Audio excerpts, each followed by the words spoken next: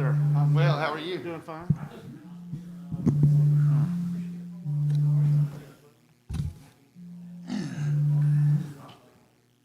Hey, Malcolm.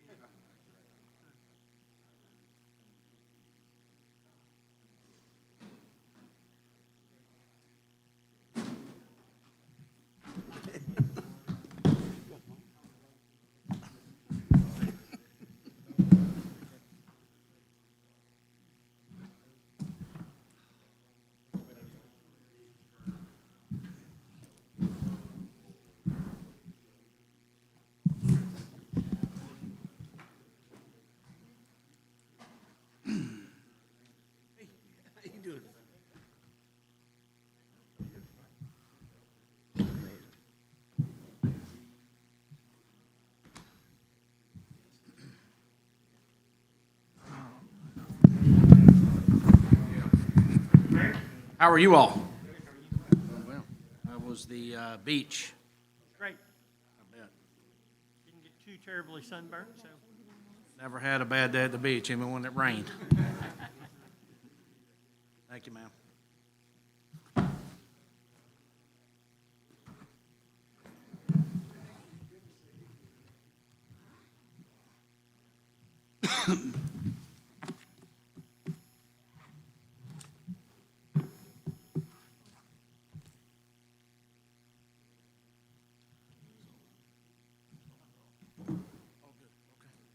All right, you ready, Mr. Chairman?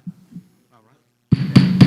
I'll call to order the joint planning session, Blythewood Town Council special call meeting, as well as the regular planning commission meeting. We're at the Manor. Today's date, May 3rd, 2021. The time is now 6 p.m. Ms. Cowan, please conduct roll call. I'm here. Present. Here. Present. Griff, can you hear us, sir?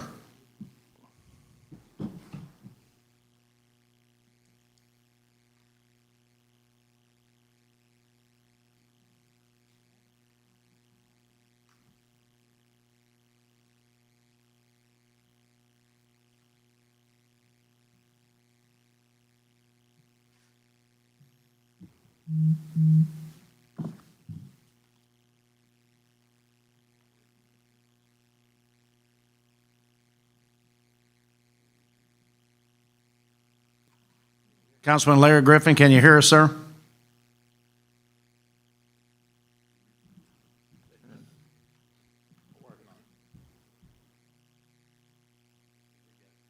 No. Okay, so he's there. All right, Ms. Cowan, please conduct roll call of the Planning Commission.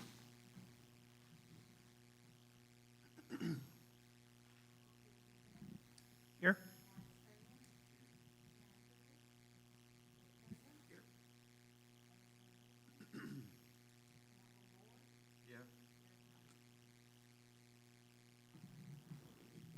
All right, thank you. So, Ms. Cowan, was a notification and posting of both meeting agendas completed in accordance with state law?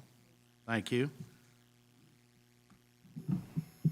Members of the council and members of the Planning Commission, I'll be looking for approval of tonight's agenda. Motion. Second.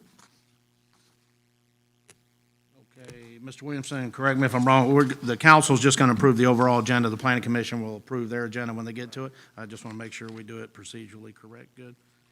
All right, it's been properly motioned and seconded to approve this agenda as written. Any further discussion? All in favor signify by saying aye. Aye. All opposed? The ayes have it. The motion carries. Thank you. All right, so we'll move to Pledge of Allegiance tonight by the Mayor Pro Tem. Please join him. Pledge allegiance to the flag of the United States of America and to the republic for which it stands, one nation, under God, indivisible, with liberty and justice for all. All right, let's do a quick prayer. I'm sorry it's not on here. Please join me. Heavenly Father, we ask that you bless those and traveling in this weather tonight. Lord, we ask the ones that cannot be here, that they're here in spirit and if not in body. Lord, ask healing hands upon this nation and our community in general. And we ask be with the soldiers, service members, and first responders as they work tonight in this rough weather to protect us and save human lives. We ask all of these things in your Son, Jesus Christ our Lord. Amen. Thank you. Please be seated.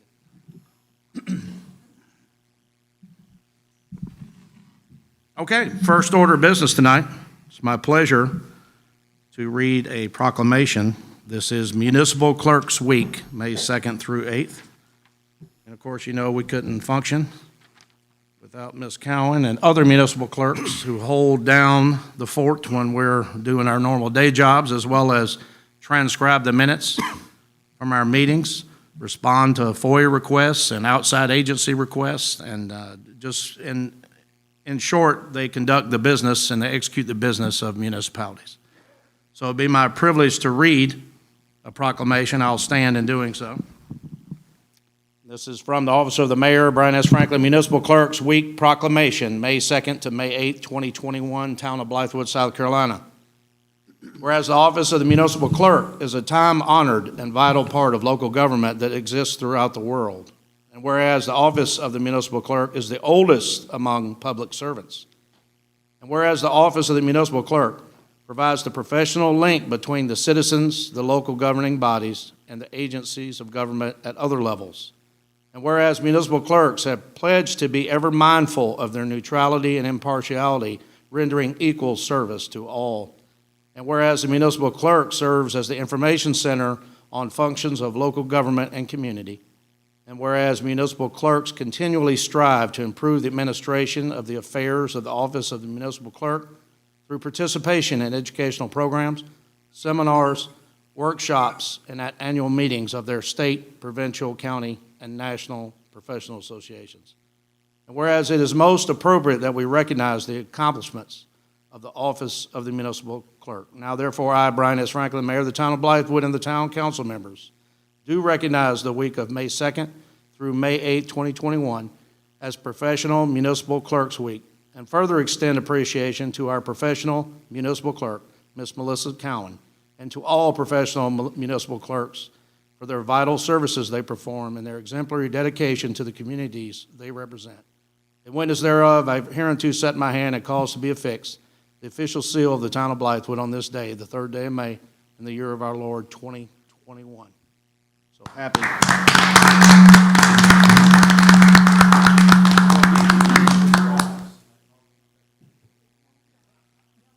Come over here. Y'all come on. Okay. Sorry, indulge us a second.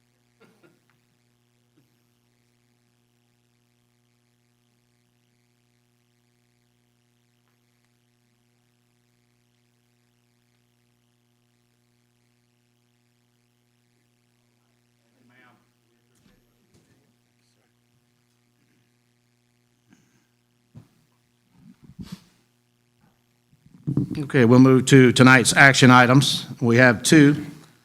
The discussion and recommendation of for the design of the intersection of Boney Road and McNulty Street. Mr. Williamson. Thank you, Mr. Mayor. This is a follow-up to discussion last meeting that the Richland County Transportation Program has some proposed designs for the intersection of Boney Road and McNulty Street as part of the Penny project, and they are seeking a recommendation from council to kind of so they'll know a better way to prepare for the public input session on May 26th. So that's what they're looking for, is just a recommendation from council. And the two options are in your packet are the four-way stop or the roundabout, which I think y'all are familiar with.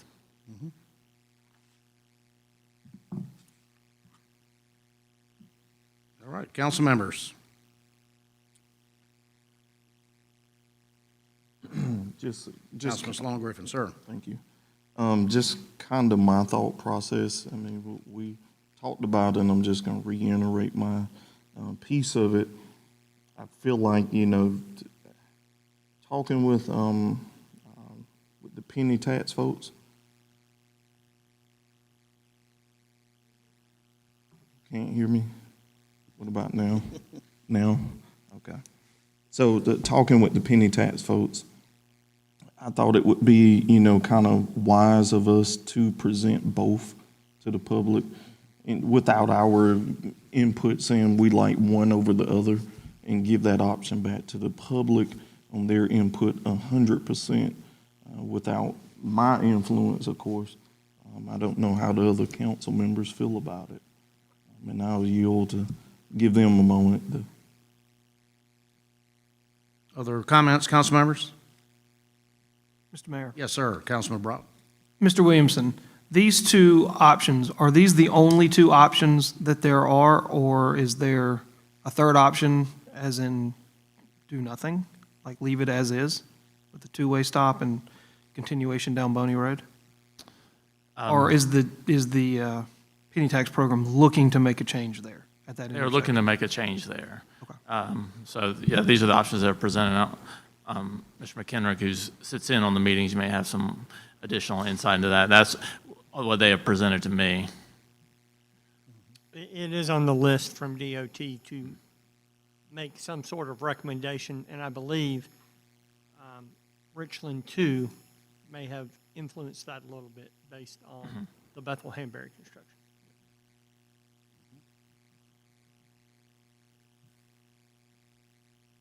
Councilman Ballman? Thank you, Mr. Mayor.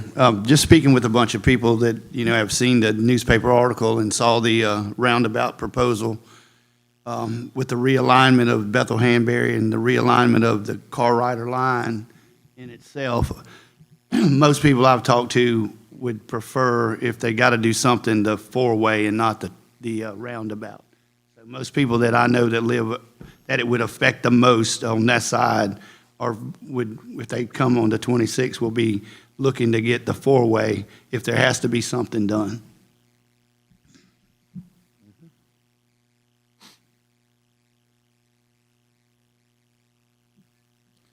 Councilman Larry Griffin, any comments, sir? Based on the two options, can you hear me first? Yes, sir. Based on the two options, I would think the four-way stop would probably be the best solution. Either way, I don't think either one of them is the right solution, but I think that either direction is going to back up traffic tremendously. So the biggest situation is still going to be a traffic situation. But of the two choices, four-way stop seems to be the best. Okay. And Councilman Sloan Griffin, sir, would you like to talk about the 26th May meeting, just to reiterate? Okay, Yeah. please. So just to reiterate about the May 26th meeting, right now, as it stands, we'll host it here. When folks come in, they'll come in through the normal doors as we just did tonight. They'll set up the easels in here, so it'll kind of run in a U shape to go back out. So we'll still keep social distancing at mine with this whole event.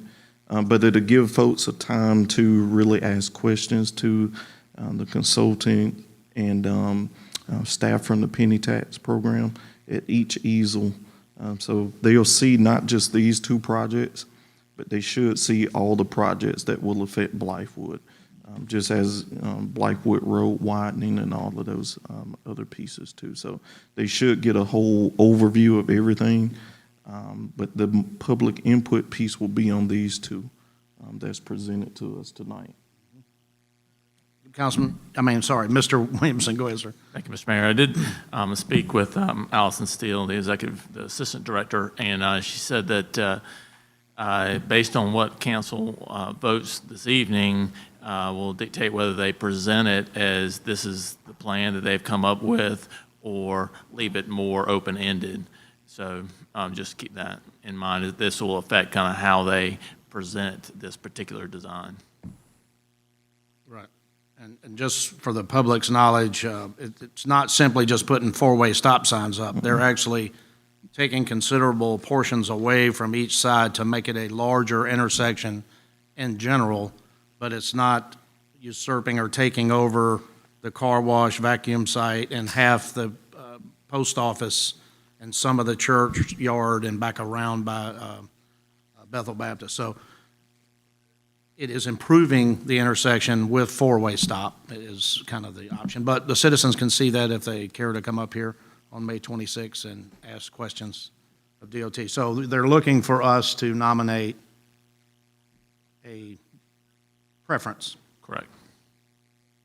If you do that. I heard Councilman Griffin would rather wait and let the public vote. Yeah. Okay. Excuse me. No, go ahead. Yeah, I mean, I have my preference. I mean, I talk with folks, and, you know, the consensus would be a four-way stop. Roundabouts is not something that's light in South Carolina in general. If I had to pick, just by listening to the constituents, it would be the enhanced four-way stop. Just as well as I know Richland too, when they were on the conference with us, you know, they preferred that as well, because of the close proximity of the bus entrance to the school there, right. that the roundabout might affect that traffic. 400 feet, I believe they talked about, yeah. Yeah. And then too, the car wash. I had a conversation with the car wash, just, you know, losing that frontage piece of their business, that's going to affect one of our business folks here that's local to us, so. Okay, any other comments? Comments from the Mr. public? Mayor. Go ahead. Oh, go, Councilman Griffin, sorry. Go ahead, sir. Either way, how does this fit in with the expansion on McNulty Road? Mr. Williamson. They have not shown any other plans, but this is just a piece of that overall work that they're going to do on McNulty Street. But this is, I think, phase one, the first piece of that.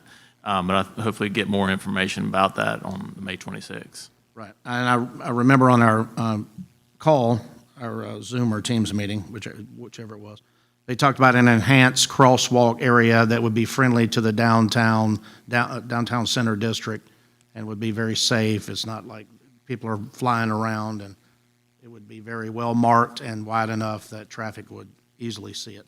Yeah, I think the intent is to make that a little more downtown pedestrian friendly, so to have sidewalks along there. So that's the overall intent, but I don't think it's been very well designed yet. I think they're just now starting on that, and this is the first phase of that. I would add to that, Go ahead. it's the enhancement of the intersection is a piece of the overall McNulty improvement. It's not the driver, but they need that piece to know what they're going to do and how to tie it in on either side. So it's going to be 1, 2, or 3. And if we give TPAC guidance on which it is, then they'll tie in the improvements on McNulty. It's not that McNulty will be better off or worse off, depending on this decision. It is how are you going to tie that intersection in with the overall improvements coming down McNulty. Mr. Williamson, just a quick question for you. Staff recommends a four-way stop? Yes. Per what you're saying, and not that I disagree at all, but can you give the basis by which you're recommending? Just based on it being a pedestrian friendly, that was my intent there, is like with a roundabout, there's just going to be so much movement, and in that particular area, when you're trying to build a walkable area, it seems like that's directly contradictory. So I thought it would make more sense for that particular area in the plans for it to be a four-way stop, and that would be my recommendation. But And there is a big difference between the roundabout that you're discussing and we've seen over and over at Cobblestone. That is a sizable roundabout designed to handle a lot of traffic. This roundabout, because of property restraints, is probably one of the smaller roundabouts any of you have ever driven on. So the point being that a four-way stop is bringing vehicles to a total stop. A roundabout is designed to keep traffic moving. Right. So I would agree with staff in that the small roundabout and the continuous movement of traffic in that location is not pedestrian friendly. Certainly as we look at what's going to happen on McNulty in the redesign of McNulty. And I think one thing you talking about the safety is, you know, the after-school program at Trinity, when they walk those children from the school all the way to Trinity every afternoon, and when you have traffic continually flowing, you're just going to place those small children more at risk. Mr. Mayor, Go ahead, Councilman Griffin, sir. Mr. Williamson, those are the only two choices. Will there be a chance to make other recommendations on the 26th? I think that they've narrowed it down to these two choices, and so I think that they would like to keep it at these two and then get a recommendation from council here. I think they're ready to move forward. So this is the only two designs I've seen. Okay, thank you. Mr. Mayor. Yes, sir, Councilman Brock. Thank you, sir. Mr. Williamson, I more or less want to echo Councilman Larry Griffin's position. I particularly don't think either of these are very good solutions, and quite frankly, it appears to me that we have a solution looking for a problem, because you're not going to eliminate the traffic backup during school. If they're looking to alleviate traffic concerns, we're not going to be able to do that. We're talking about an hour in the afternoon issue, you know, during the school year, about 180 days, give or take. So I don't believe either of these solve that. They're not going to solve that problem. However, if these are the only two choices, which I believe we should have a third choice, which would just be to improve the intersection and leave it as a two-way stop across Boney to see how that would work. Leave it as is, just expand and improve the intersection. You know, I understand Councilman Ballman's position. My children went to Trinity at one point. They do at one point have to cross the road. So there is a slight concern there, although they do a very good job getting those children to and from the school. I don't think Councilman Ballman, and I can't speak for him, or myself, would want any sort of roundabout there. We do live on that side. I take that road multiple times every day, and I can't imagine a roundabout there. It just doesn't make sense. If we're forced into a four-way stop, then of the two, that is the better solution, but I would love to see a viable option to see if we could leave it as is. And if not, then so be it. But it doesn't solve the traffic problem that is Bethel-Hanbury. But again, it's a 1 hour problem 5 days a week. It's not an ongoing perpetual problem. Councilman Griffin. So, question, Councilman Brock, what would you recommend there? I'm just curious. I mean, if you're saying the option C, I mean, we have two options on the table. What would you recommend? Again, what is the purpose of the intersection? Is it to make it more walkable? Is it to make it more pedestrian friendly? If that's the case, then a four-way stop obviously fits that bill, because you're forcing traffic in all four directions to come to a stop. If it's to alleviate traffic, that does not work. It's not going to work any more than a roundabout would. Those would be two poor choices because it doesn't solve that problem. So if it depends on what we're considering the problem is. If the problem is we want a more walkable downtown, okay, the four-way stop makes sense because you're going to stop traffic. If we're looking at a congestion issue, neither of those options are viable. I think we're beyond the congestion issue. I think we're at a safety issue and looking at longevity of our downtown district, making it walkable, safe, accessible from both foot, bicycle. We're forgetting the bike traffic also coming through town. So if you're looking, Mr. Williamson, for us to, we have to make a motion, right, for that? Yes. I mean, yes. I mean, If you want to decide a recommendation, but if your position is we don't do that, you know, that's an option also. But they did want us to. I mean, they were seeking a recommendation, they were yeah. seeking it. But, yeah, certainly, I mean, leaving it open is certainly an option for sure. It just gives them a little more clarity on how to prepare for the May 26th. It would seem to be that the consensus amongst the five of us is if we're forced to make one of the two, then the four-way stop seems to have the most momentum than the roundabout.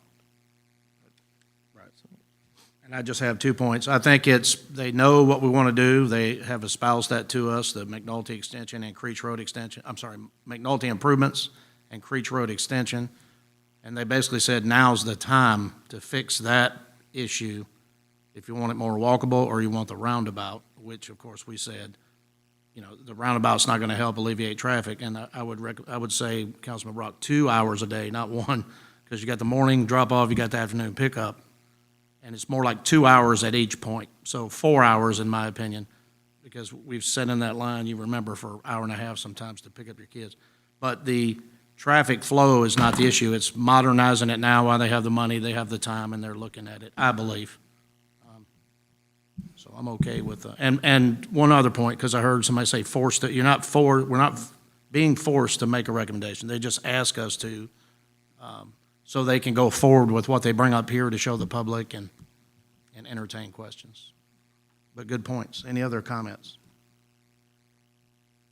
If they're looking for this recommendation, I'd make a motion, we go ahead and just approve or for our recommendation to be the four-way stop. Second. Okay, it's been probably motioned and then seconded that we make a recommendation that there be a four-way enhanced stop as opposed to roundabout. Any further discussion? All in favor signify by saying aye. Aye. All opposed? The ayes have it. Recommendation passes. Thank you. Part B tonight, action items, the discussion and approval of a bid to add fencing to the Doco Meadows Park Playground. Mr. Williamson. Thank you, Mr. Mayor. So as you all know, we've discussed before, we put out a request for proposals to kind of extend the existing playground while also closing it in. And so we put out bids for that, and they were due on Friday, April 30th, and we got those 2 bids. And so we're recommending we go with the lowest bid from Ryan Brewer Fence. Incidentally, was the one that built the current fence there at the playground. He was the lowest bid, so recommend we go with him.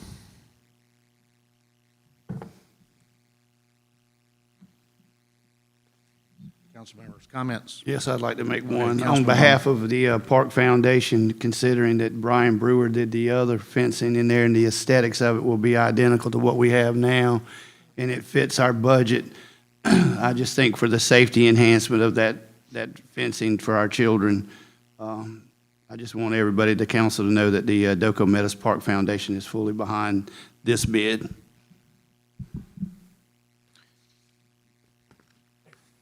I'm curious, is this the Councilman Brock. same Ryan Brewer that was the football star at USC? Interesting, okay.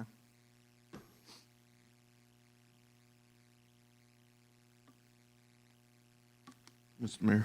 Councilman Sloan Griffin. Mr. Williamson, this is just for the fencing, not the bump guards? That's right, yeah. This is just the fencing to get that part done first, and then we'll look at that as a follow-on, kind of go with maybe putting a sidewalk along that front parking, and then some of the planters, and the bump guards there is kind of, I was thinking that would be kind of more of a similar package deal, that we could find someone to do all that. So I'm fine. I like this. This one looks good. It'll connect and look just the same, and it's doing what we want it to do, is to keep our children safe. And it'll give us an opportunity to add another piece of playground equipment in this other area where now it's sort of this kind of no man's land. So I think it will kind of complete the playground. It's serving it's serving the purpose. And I know from taking my little one there now, and watching other kids play, as we talked in the beginning, where kids were just kind of running down towards the pond. So it's going to stop all of that risk of kids getting into the pond, including my own. So I like this one, and if there's nothing else, Any other comments? I'll make a motion to approve Ryan Brewer's fence. Second. It's been probably motioned and seconded to accept the bid from Ryan Brewer for the fence. Any further discussion? All in favor signify by saying aye. Aye. All opposed? The ayes have it, the motion carries. Thank you. Okay, that's the action items for tonight. Council meeting, we'll move to open citizen comments. Anyone? It's very productive. I think he'll do well with this fence and the security part. Okay, so, real quick, I'll be an open citizen. I'll just make a couple of comments about a recent news article, because I had several people call me and say, is this true? And if not, can you correct a record in public? So I would just point out, and I've done this in the past with both newspapers in town, they'll both tell you.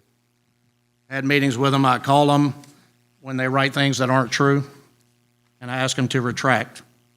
Sometimes it falls on deaf ears, and sometimes they respond 3 or 4 issues later, which is kind of fun because people have already forgotten what the original story was about. But this freedom of the press is a wonderful constitutional right. Councils at all levels and government at all levels should always be held accountable. Government should always do business in public, in my opinion, never in private. We have never made a decision in an executive session or any private meeting. It's always been public, and we've always had the press involved. But sometimes editorial discretion goes too far, and we have to make sure we correct a record. So I'll just go line by line. Many of you read The Voice, many of you don't. But those of you who do, I want to just make sure you get both sides of the story. Often a newspaper will write an article already ahead of time, and either they'll call for comment at the last minute when you're unavailable to give one, and they'll run the story anyway without the other side, which to me, if I was a journalist, I would think that's not appropriate, but that's just me. So anyway, the newspaper article in The Voice said, and this is Thursday's edition, April 29th. It's entitled, "Town and MPA Sign, Council May Have Violated FOIA." Okay? Then it starts off, after months of acrimonious council discussions. That is true. We have at times become passionate, many of us advocating beyond the pale for one side over the other, but it was contentious. And I think that's healthy. I think that's good debate to have, but always the majority rules. So, concerning contract negotiation, Blythewood Mayor Brian Franklin and MPA Strategies, the climate has turned legal, which also, I'll say that's 2 Pinocchios instead of 4. We have no legal action pending, but we do have lawyers preparing for anything that may come. While Franklin was one of 2 members of council who voted against contracting with MPA to handle promotional services and grant writing for the town, he, Town Administrator Kerry Williamson, and Town Attorney Shannon Burnett were authorized by council to negotiate the details of the contract with MPA Strategies. Absolutely correct, and this council will all tell you that. With negotiations continuing to drag on, MPA Strategies CEO and owner Ashley Hunter sent a FOIA request dated 15 April to Town Hall requesting the mayor's phone, text, and email messages as they pertain to MPA Strategies. That's absolutely correct and legal, and any of you can do the same thing. You can FOIA any public record, any of us, on any device conducting town business you have the privilege to see. The next day, on April 16th, Franklin signed the contract and mailed it to Hunter to sign. Okay, we left out a part here. Franklin consulted each council member individually to discuss the issue and get feedback. Everyone unanimously said it's time to sign the contract. We left that out of this. Maybe a phone call or an email requesting feedback from this would have resolved me having to correct this, but that's editorialism, I guess. On April 20th, Franklin, without town's consent and approval, engaged Nexus Pruitt Law Firm as outside counsel to represent the town concerning MPA Strategies. Absolutely false. I have never, to this day, consulted any attorney outside our own. That is the town administrator's duty, and that is an ordinance in this town standing. We called the Municipal Association of South Carolina, who said it's absolutely a town administrator's right, especially when the town council budgets for outside attorney fees and our annual budget. So never, and again, like I said before, I could have clarified that if somebody would have called me and said, hey, I'm getting ready to say, no, you did not. I have the text message. I even texted, since she's going to talk now, and I texted Miss Barbara Ball and said, usually you call me on Tuesday and ask questions. I missed your text. And then she said, oh, I've had enough now. I'm tired. I'll talk to Mr. Williamson. Okay, that's fine. And I'm not going to go back and forth with Miss Ball here. I'm just going to show that when the public sees incorrect information like this, they don't know it's incorrect unless they get both sides of the story. And my dad used to always say, never fight with somebody who buys ink by the barrel and paper by the truckload. And this is why. So this Voice newspaper might make it out to, I don't know, it depends on what you read on any given day, 8,000, 10,000 people. Maybe 10% read that, my guess. I mean, most people I know don't read this, but you know, it still doesn't mean it doesn't need to be corrected.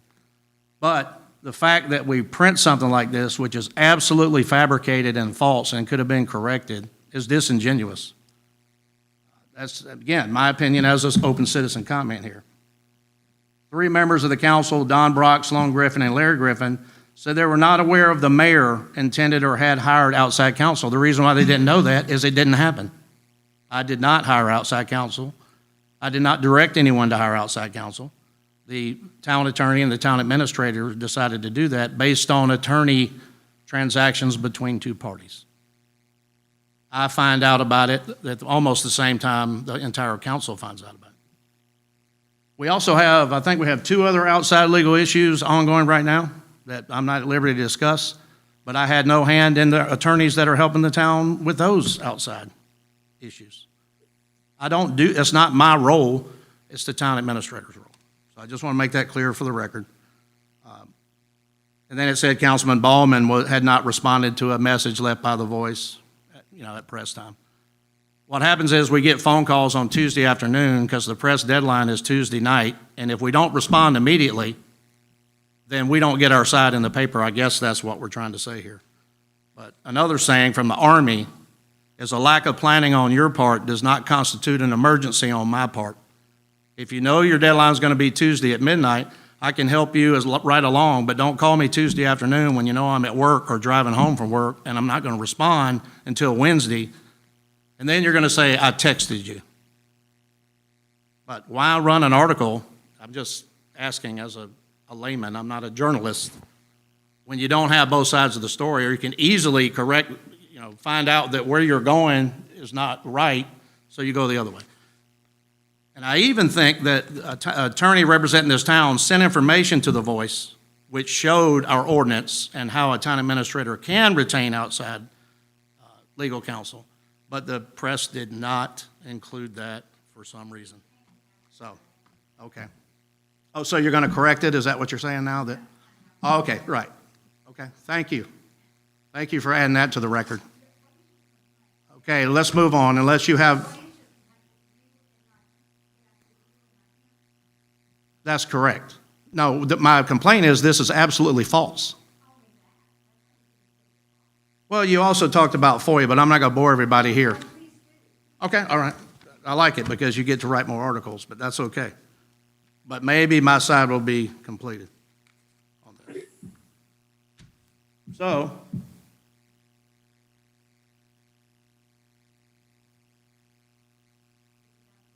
well, see, I mean, again, South Carolina elected officials guide under all 3 forms of town, an attorney cannot present as working on behalf of the town without a council body engaging him. That's false. According to the source that you quote, they told us your ordinance covers it, and we have delegated that authority in municipal law to the town administrator. It says Black, who is an outside attorney, sent a message stating that the town would comply with her FOIA requests in terms of, okay, now, and I'll close with this because this is the last part I really take issue with. That's what I'm talking about, the FOIA. Under the Freedom of Information Act, I discussed it briefly a minute ago, any citizen can ask for public documents, but if you think about it, and I'll give you an example when I was in the United States Army at Army Central Command. People who write large New York Times type nationwide, big newspapers, They call to enforce an article they're writing, and they say, we want to know how many artillery rounds were fired in Iraq between 2010 and 2015. Because it's public, it's an army, so it's public data. Now, how long do you think it would take an organization to figure that out? It takes months and months, if not years. How many people do you think that organization has to dedicate to responding to a FOIA request? Many. I don't know the answer, but many. So you're paying full-time salaries, and you're paying time, and you're printing reams and reams of paper. So the law, which I don't know why it wasn't in this article, also says that the government entity who's asked to FOIA information can charge reasonable cost associated with that. Okay? The local newspapers call us and say, can we get the mayor's proclamation he read, or can we do that immediately without cost, because that doesn't take but a few minutes to do, and we do it out of professional courtesy. But when you ask to go through and to FOIA the mayor's email, and I'll show anybody after this meeting my telephone, my Gmail account, which I use primarily because I'm on the go a lot. Over 50,000 emails in my Gmail account. You would assume it's going to take a while to go through all my emails. That's why they give you 30 days under FOIA to pull it out.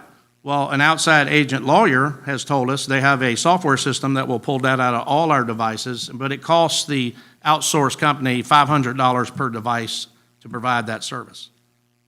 So that is what I think the voice was talking about there, but making it seem like we're trying to charge someone an inordinate amount of money not to ask for FOIA. See, so again, my opinion as a citizen, that's kind of disingenuous to say, because it's going to take a while, and that's just me. Imagine what Councilman Brock has, or Councilman Ballman, or these two council members. All your devices that you work on, all the answers that you give back to citizens, all that has to be gone through, and you can't do it yourself because, I mean, it would take you weeks to go through that much email. So you allow a software to run the program, and I think that's what she was trying to say here, but made it look like it was nefarious. So, yes, ma'am, I'll let you, so that, I just wanted to correct the record. Since you just said in public you're not going to correct it, I'm glad I did tonight.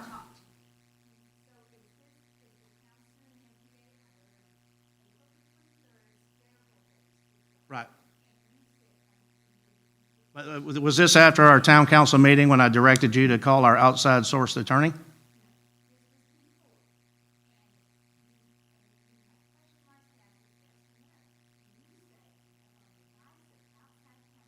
There you go.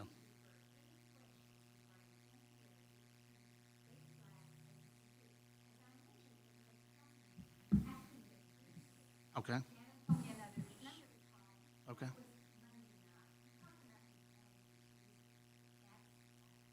So you're here stating fact that you couldn't get through to a major law firm in Columbia and you're a press officer. Oh. But, okay, so you would just, no, I'm trying to learn what the press is all about. So you're just going to run an article on assumption because you didn't have the clarification of fact. No, it is, because it's wrong.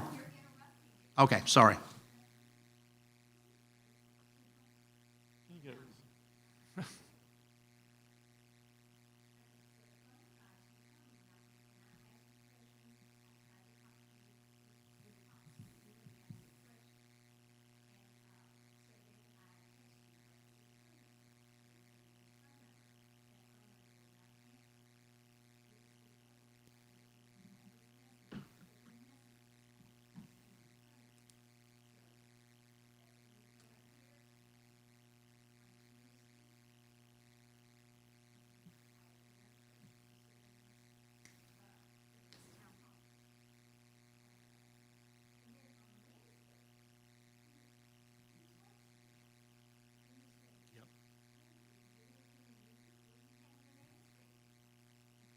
Right, and what was your response? I'll read it if you can't, because I have the up. Yep. When you.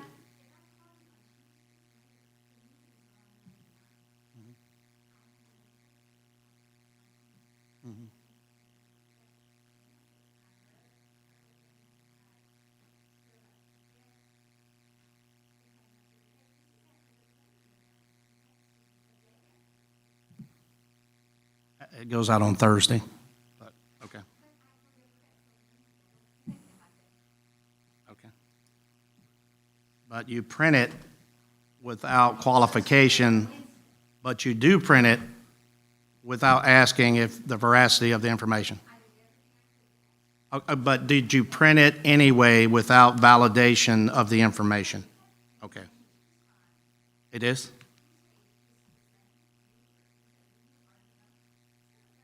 That's not the way this works. He works for the entire council. I don't work for the entire council. I work for the citizens. He has certain rights and powers under ordinance. I don't have those rights under ordinance to hire an outside attorney by myself, like you imply. Matter of fact, you specifically stated I did that. Okay, Barbara. I think the public knows now. Anyway, I would just appreciate, and there were many people who were upset, and they wanted me to clarify the record because they said, don't let this build up like this. You've got to correct the record because it's just terrible.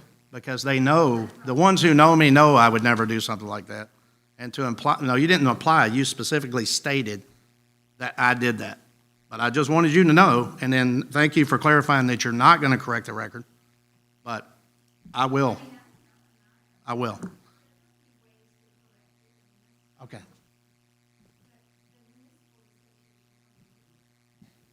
Yeah. And another reason I read it tonight, another reason I read that is so my peers, my colleagues would understand that I would never do this without their consent and a final council vote if I was going to do it, but I did not do this. Never have, never will without their consent. Okay, well, that's I hope you get background on that too and just don't blurt something out like that. I think they do know our ordinance when it comes to that.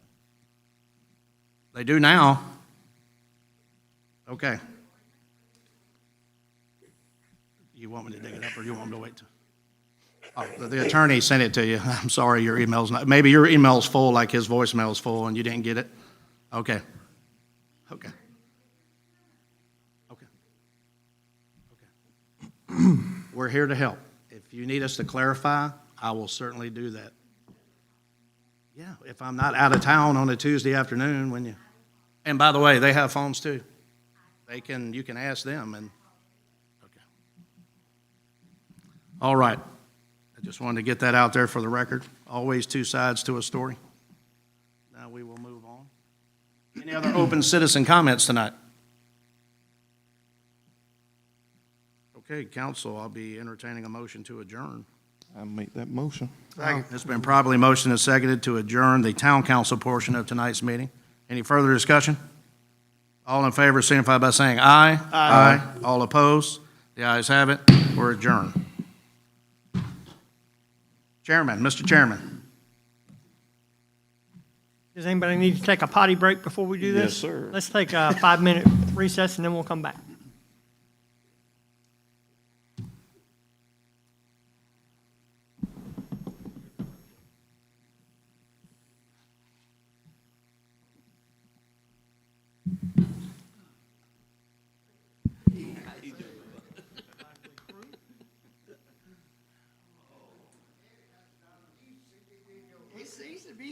Oh, is that what you're on now? Donna is on her back. Yeah, I know you're doing the real thing.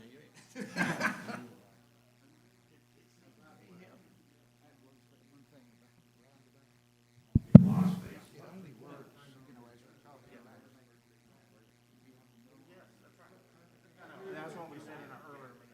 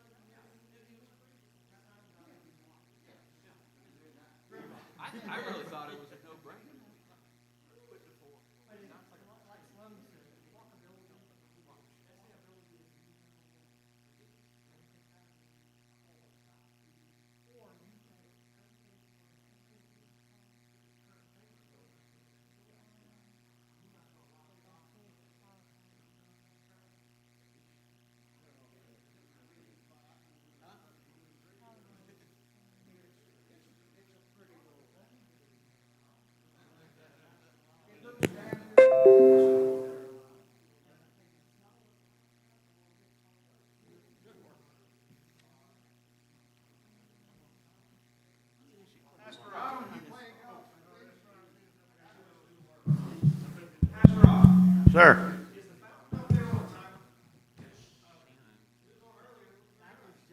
Yeah, I think they moved.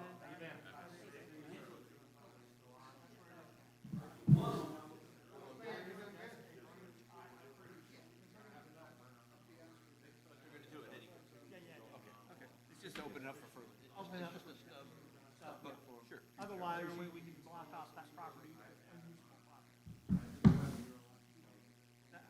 They could have put a dirt road in. How far for that? Came up with that. Which is fine. And it's gonna keep going.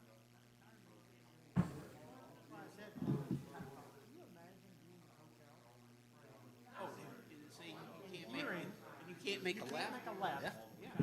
You gotta make a right. And then where's that gonna take you? To a dead end. Then turn around. Oh, and you got, that's a construction project.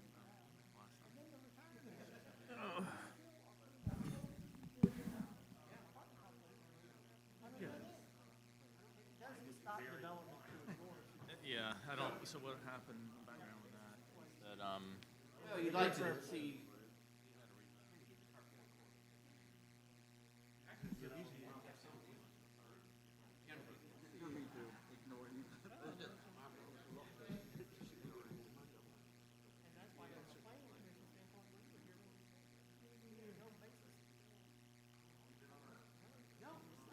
We were in favor of it. really, probably got a lot more.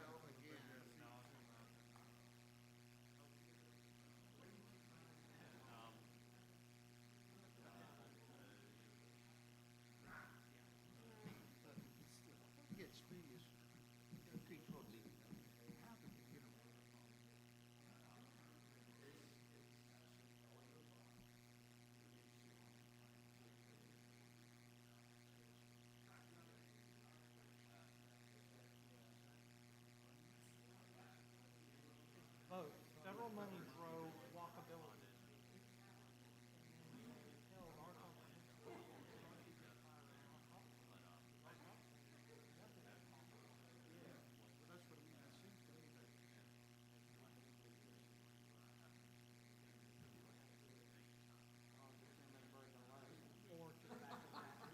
How long's this 10-minute break gonna last, I said?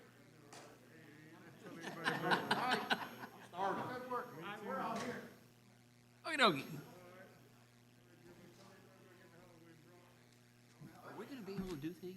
We're missing one.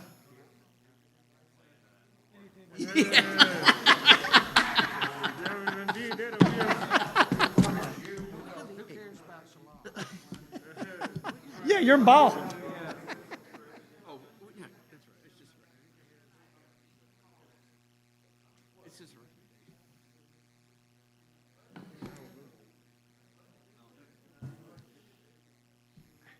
Four of us are here, we'll go. Okay, we're going to call the Planning Commission meeting to order for May 3rd as part of the joint meeting between Town Council and Planning Commission. I will, we stated it earlier, Ms. Cowan, that notification and posting were accomplished. We've taken our roll call. This is just a continuation of the first meeting. And item B on our agenda would be to approve the agenda as written. I have a motion and a second. All in favor, say aye. Aye. Any opposed? Approved. All right, let's do the pledge again.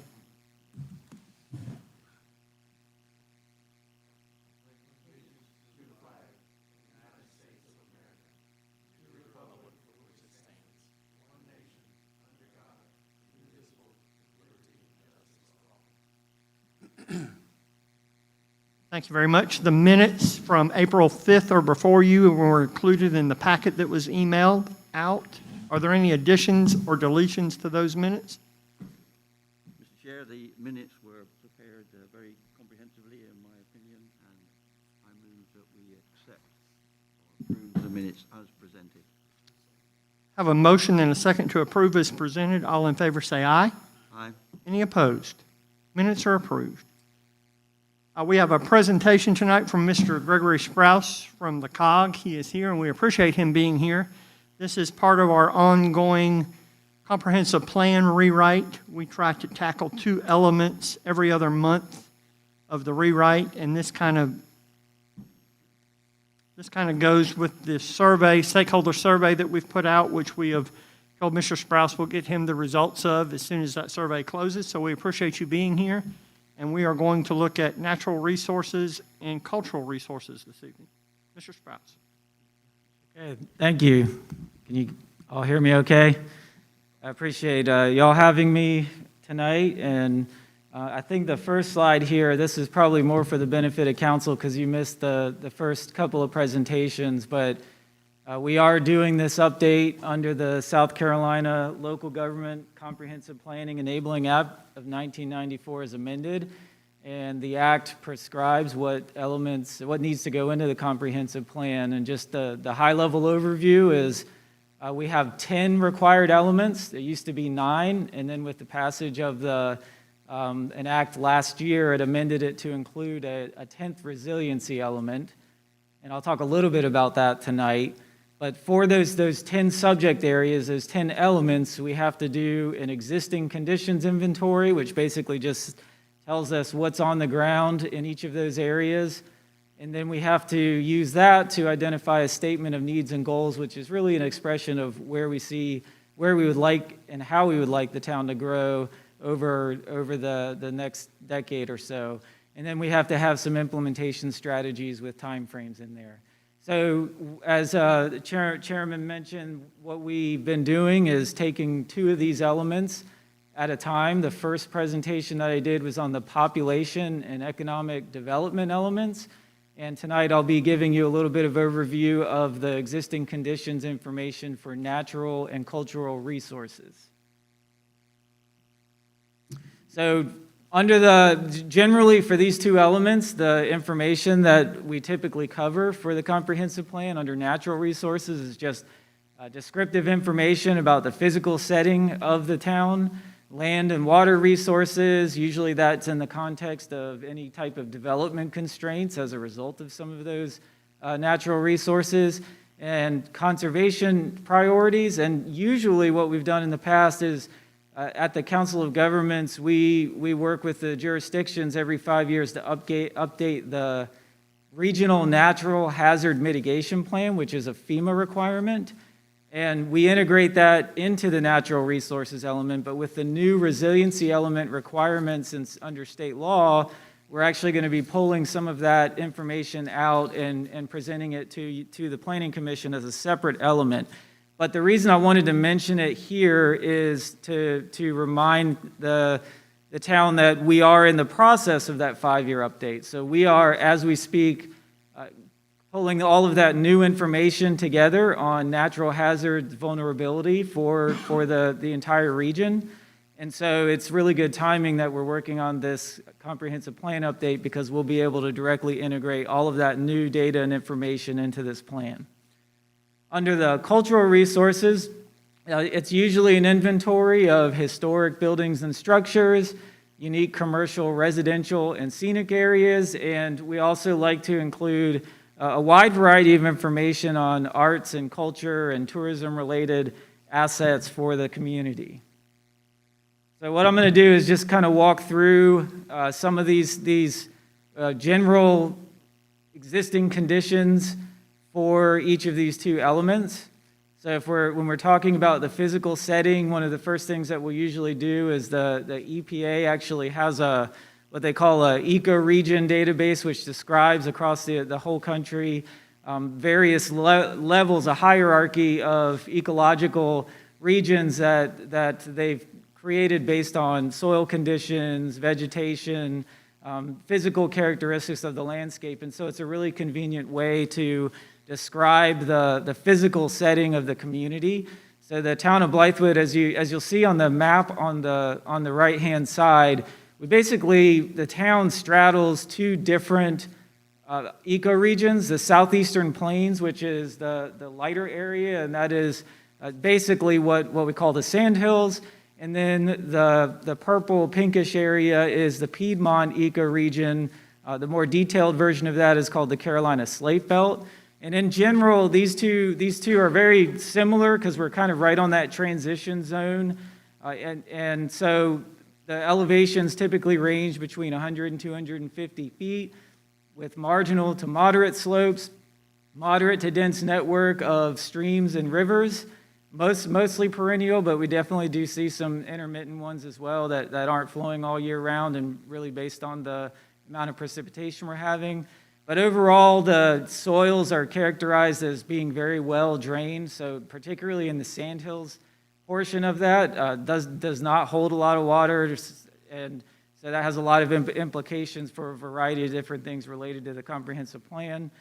And then the vegetation types, more southern mixed forests with the pine dominating, historically the native longleaf pine in the Sandhills region, and as you get over to the west in the Piedmont area, more of a mixed oak hickory dominated pine forest.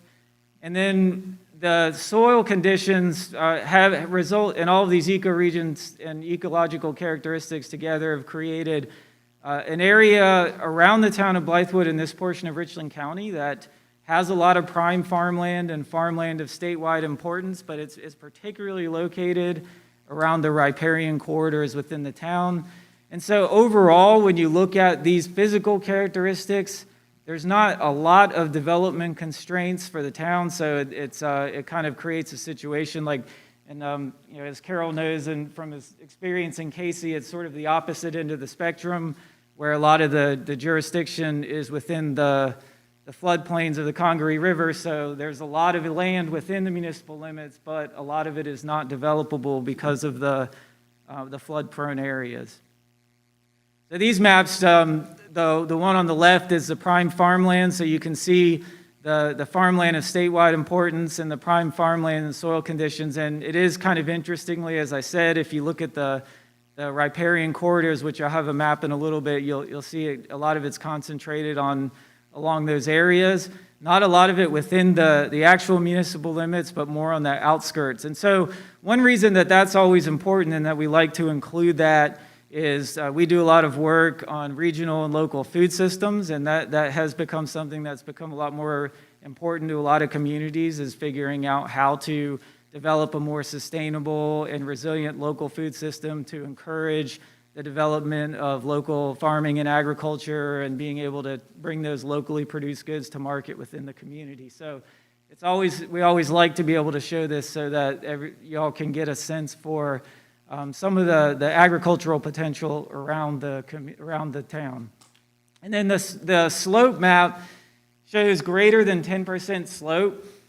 Typically, from a development perspective, when you start getting into the 15% or higher slope, you start to see some constraints. So this shows us that a lot of the areas within the municipal limits don't have those types of development constraints.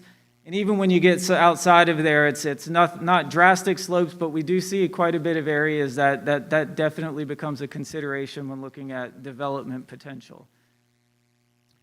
The other thing the other data set that we commonly use is the National Land Cover Database, which is a satellite-derived classification of the land cover within the entire United States. So this is data that comes out, I think, about every 5 years. This is the 2016 version. We do not have an updated version of it yet, but it still gives you a good generalized picture of the developed versus undeveloped land in and around the town of Blythewood.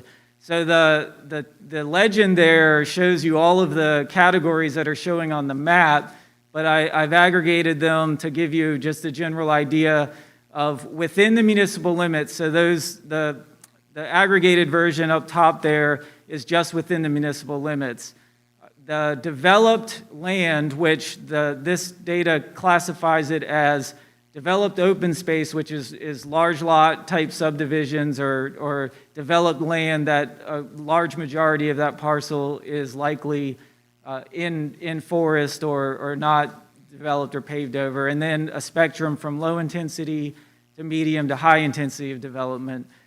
So I've aggregated all that together, and when you put all that together, the developed land within the municipal limits is around 28%, and you can see the pinkish area up top and then the darker red area, indicates the areas where we know we have a lot of residential activity, and then where we sit right here around the town center is the area of highest development. And then the rest of it, it distinguishes between forest type, but I aggregated all that together. So the other areas that we see a huge percentage is in forested at about 54%. And then kind of playing into the idea of looking at development constraints, the other thing we look at is floodplains and wetlands. And so we really have less than 1% of the land area characterized as wetlands. Just in terms of temperature and precipitation, looking at climate information, these tables just give a general overview of average temperature and precipitation. For average temperature, and you all probably know this better than the chart can tell you, but typically we see the lows in the 50s in the winter and the highs in the 90s, usually around July to September. Though it's hard to believe that that's an average temperature. It always seems quite a bit hotter than that to me this time of year. And then the average precipitation, usually around 44 to 46 inches, and that's based on a historical record from 1895 to 2016. And most of that rainfall usually comes in the late summer and early spring.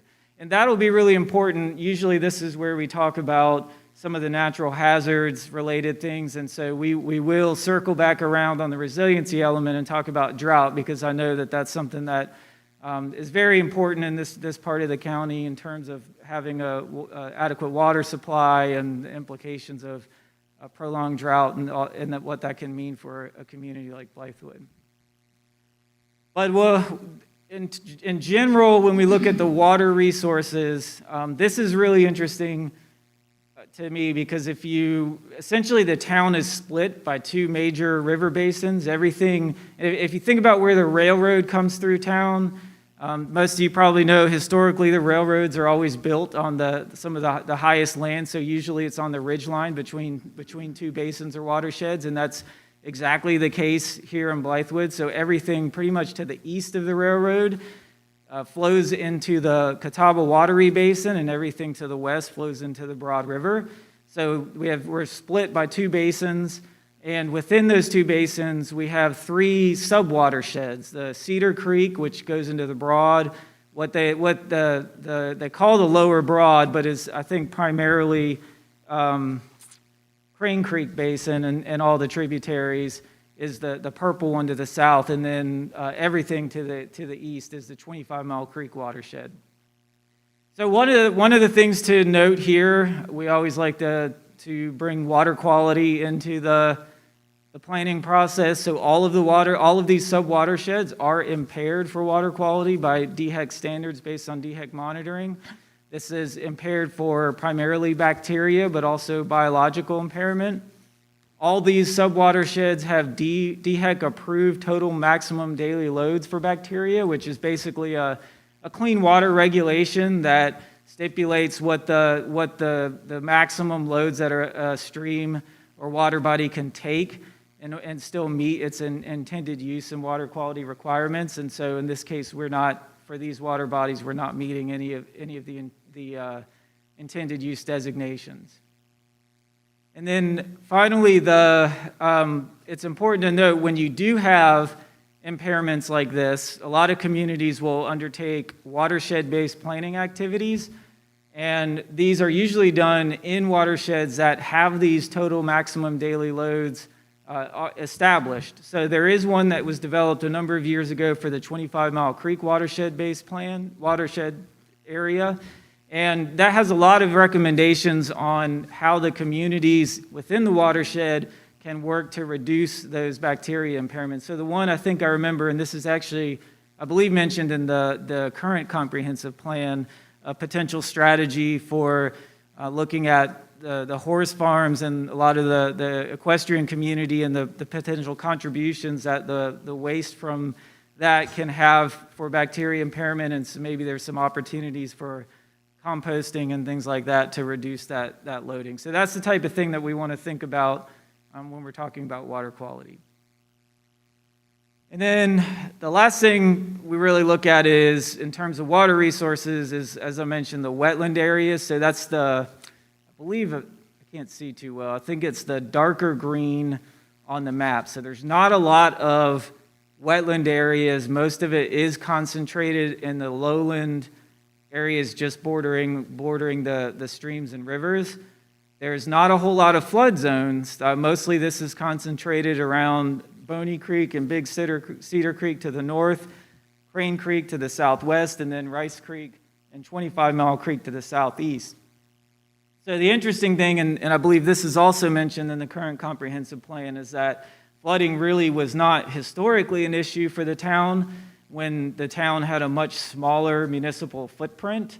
But as the town annexed to the south, it incorporated a lot of those flood-prone areas along Crane Creek to the south. So that I think is what instigated the town in pursuing the participation in the National Flood Insurance Program.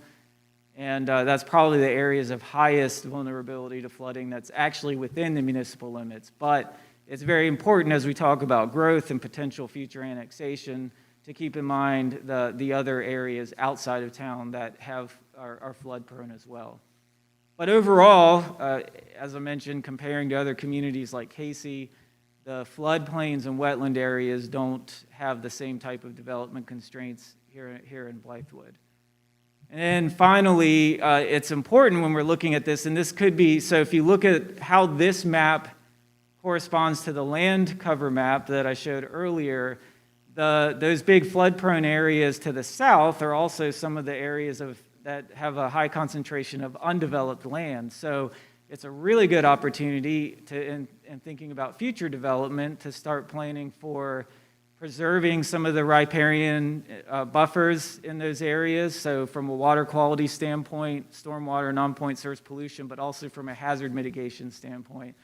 So be it by participating in the National Flood Insurance Program, we'll have the development, the restrictions in place so that we're not developing in the floodplains, but we could also think strategically about how to make sure that we're doing everything we can to protect those areas. And then just some other considerations. I mentioned the natural hazard mitigation, so we'll circle back around on that. The current plan talks about air quality conformity. That's something that has not been as much on the front burner in the past decade or so as the air quality standards have kind of changed and gone back and forth, but it's something that's we always need to be thinking about, particularly for communities like Blythewood that have large commuter populations.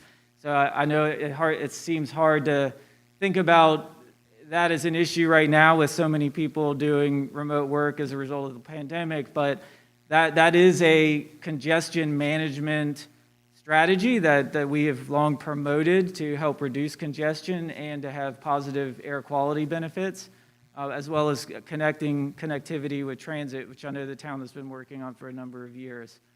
The current comp plan also talks about sustainable energy. I know the electric vehicles is the charging stations is a point of pride for the community and definitely something we want to make sure we highlight in the plan, as well as low impact development, the riparian buffer preservation and restoration initiatives I was talking about. And then I know that we've been discussing the trail and open space zoning as a potential tool the town can use to help accomplish some of these goals as well.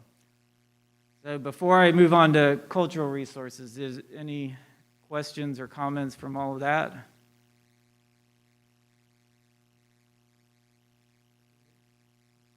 Okay.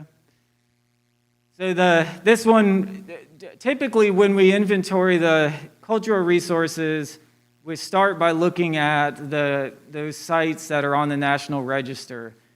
There's only one that I could find. The data that we typically use is from the South Carolina Department of Archives and History, State Historic Preservation Office. They have a online mapping tool that shows you all of this. So there's only just the George Hoffman House and the eligible site, not in Blythewood, down to the southwest there, the Abney House.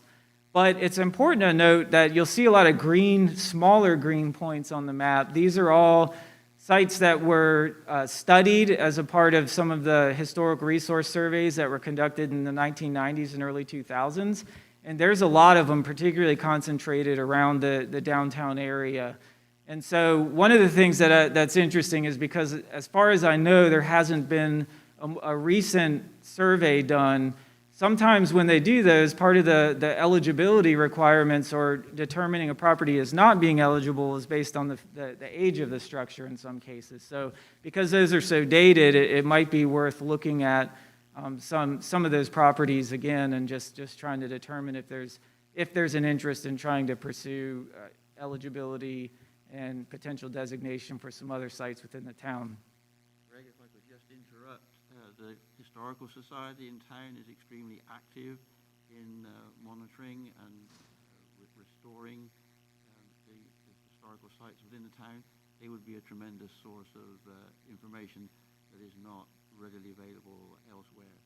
Okay, We should connect with them. yeah, that's a great suggestion. I was looking at their website and saw that they've got also a wealth of photographic resources and stuff on a lot of these properties. That's definitely will do that.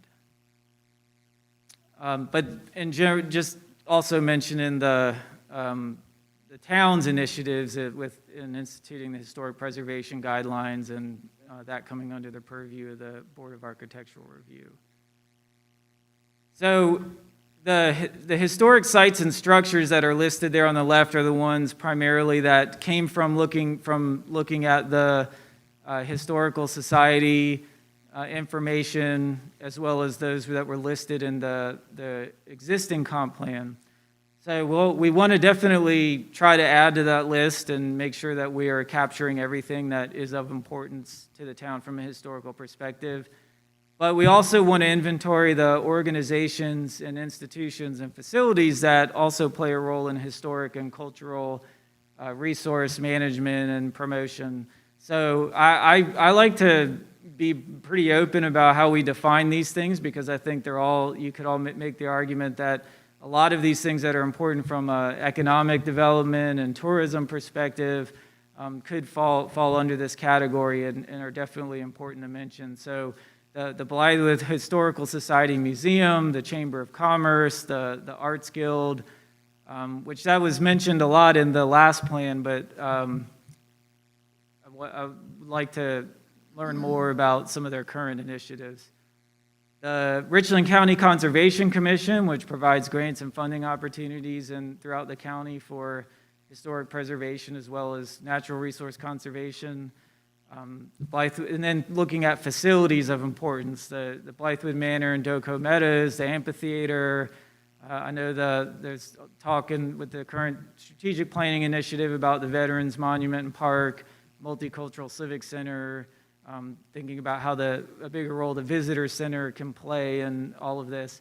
And then this was just a list I pieced together on cultural events, but these are definitely things that I think are really important to put into this cultural resource element that bring people into the town. So that's something I know there's probably a lot more things on there that I'm missing that we want to make sure that we have in there. But I think are maybe a good start to the list. So that's definitely something I'm looking for more input on. And then I think that wraps up my presentation. I did, as I mentioned, the requirements. We were supposed to be thinking about how to formulate goals and strategies related to each of these areas. So definitely, if there's a pressing need related to natural resources or cultural resources that you think is something we need to make sure that we are putting in as a goal and strategy in the comp plan that may relate to the strategic planning effort or something like that, then definitely would like to get y'all's input. Thank you very much, sir. Questions from the commission for Gregory? And again, we appreciate you walking us through these. I know some of the things we saw up there, there'll certainly be additions to the list, but that's certainly a good start. I can't imagine going through this blind without the COG. I mean, you're a very valuable resource, and we certainly appreciate what you're doing. Thank you. I'll pass this presentation along again, and so as y'all look through it, just feel free to reach out with with any added info that you want to put in there. A very interesting statistic that 69%, by your calculations, 69% of the land in Blythewood is undeveloped. Yeah, it would be, so this is based on satellite data, so it's not to a very fine scale, and it's from probably before, the 2016 timeframe.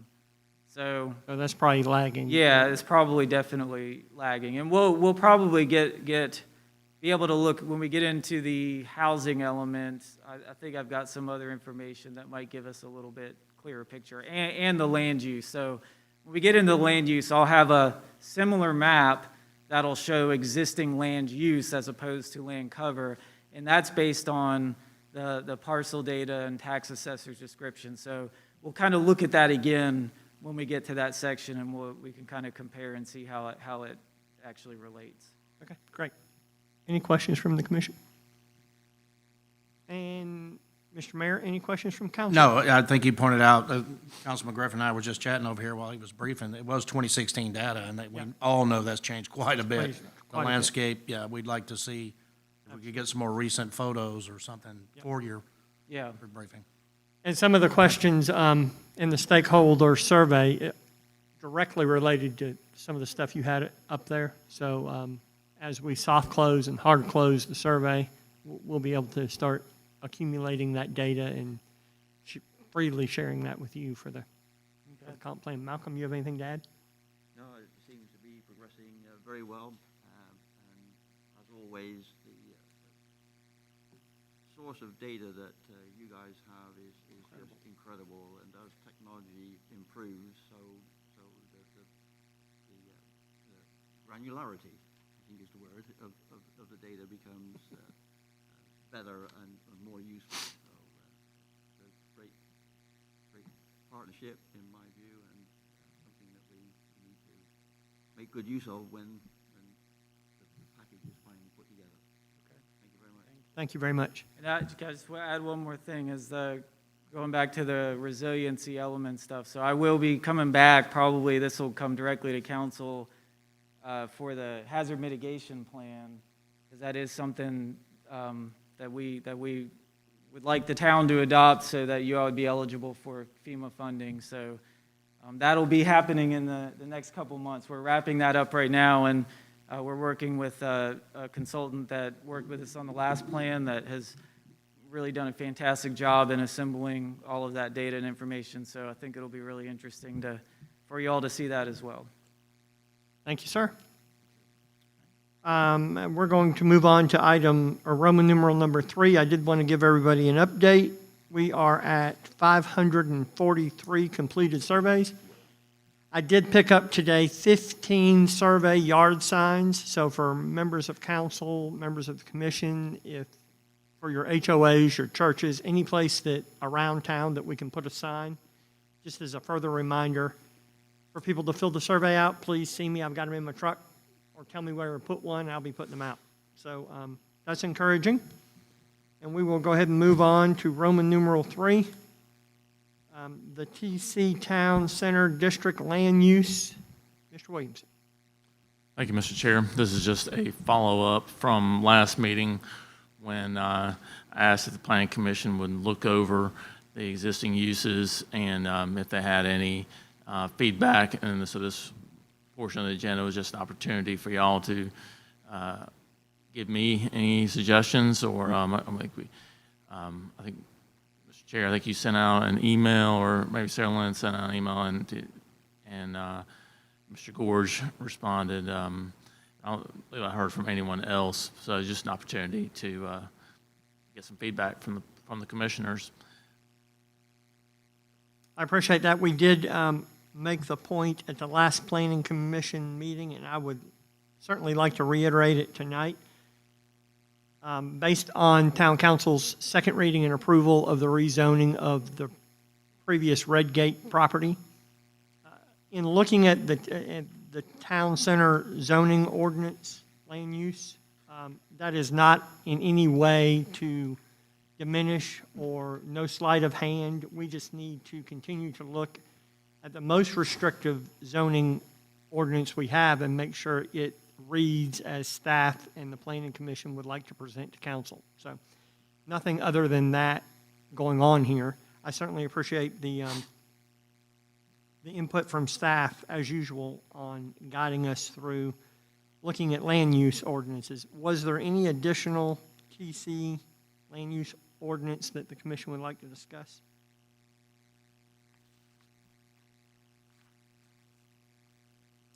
And Mr. Williamson, at any time there is such a concern arises, we can circle back to staff and ask that we drill down and look at a specific use. Is that correct? Yes, anytime, Mr. Chair. Just reiterate what I mentioned in my note to Mr. Williamson. I'm not aware of any shortage of classifications. It seems to be more than enough. What we probably do need to look at in time, with the benefit of the survey results and a lot more deliberation, is whether we've got the right classifications in the right zoning district, and then whether all of the zoning districts that apply currently are still relevant. And I would argue that there's some redundancy there. So it's a bigger issue. It's a very important one. I think it's one that we can do some serious work on as a planning commission. But for the moment, we should wait until we get some feedback from the survey and take all that into account. Thank you. Mr. Mayor, any comments from council? Okay. Well, certainly our desire to leave that as an open-ended issue, and as Malcolm said, rely on this survey to guide us through what town center looks like long-term. Okay, if there's no other discussion on the town center district, which went a little bit quicker than I thought it would, any open citizens' comments? Looks like we have almost run out of citizens.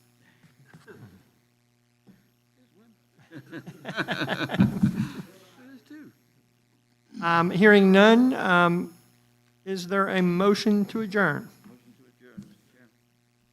Got a motion and a second. All in favor? Any opposed? Okay, meeting adjourned. Thank you very much.